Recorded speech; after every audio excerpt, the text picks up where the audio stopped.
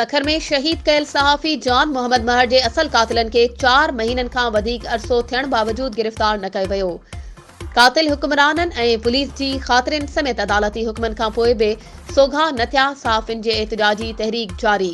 Sukkur union of journalist पारां शहीद सहाफ़ी जॉन मोहम्मद महर जा मुख्य कातिल गिरफ़्तार न थियण ख़िलाफ़ 125 ॾींहं बि सखर जे सहाफ़ियुनि एहतिजाजी तहरीक जारी रखंदे सखर प्रेस क्लब अॻियां एहतिजाजी अलामती बुख हड़ताल वारो सिलसिलो एसयू जे सदर इमदाद बोज़दार जी अॻवानी में जारी रखियो ऐं कातिलनि जी गिरफ़्तारी लाइ सख़्त नारेबाज़ी कई। एहतिजाज में पीएफ जे मरकज़ी अॻवान लाला असद जी ख़ुसूसी शिरकत। इन मौक़े ते सखर प्रेस क्लब जे जनरल सेक्रेटरी शहज़ाद ताबाणी, सैयद अहकर शाह, ख़ालिद बांभण, सलीम सैतो, सैरिश खोखर, उमर सुमरो ऐं ॿियनि चयो त अॼु शहीद जॉन मोहम्मद महर जे विछोड़े खे 4 महीननि खां वधीक जो अरसो गुज़री वियो आहे, पर कातिलनि ॿेलनि में बाअसर माण्हुनि वटि महफ़ूज़ आहिनि। शहीद जॉन मोहम्मद महर जे असल कातिलनि जी गिरफ़्तारी ताईं एहतिजाजी तहरीक जो ऐलान कयो वियो आहे।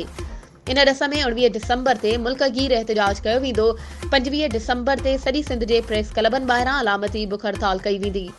6 जनवरी 2024 ते सखर प्रेस क्लब में ऑल सिंध जर्नलिस्ट कन्वेंशन मुनक़िद कयो वेंदो।